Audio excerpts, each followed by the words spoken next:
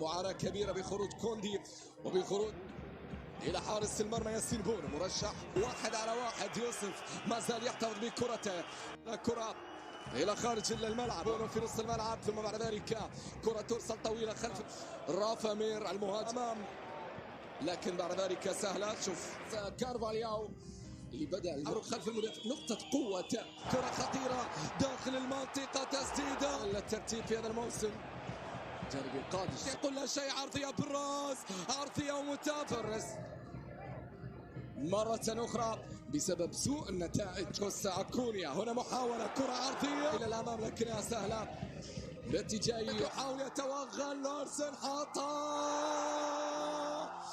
جول.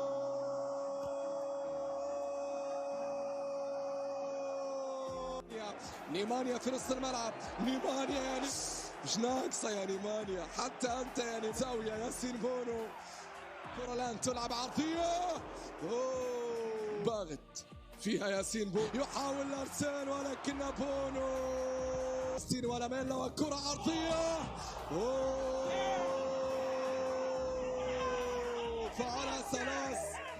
فعلها ثلاث.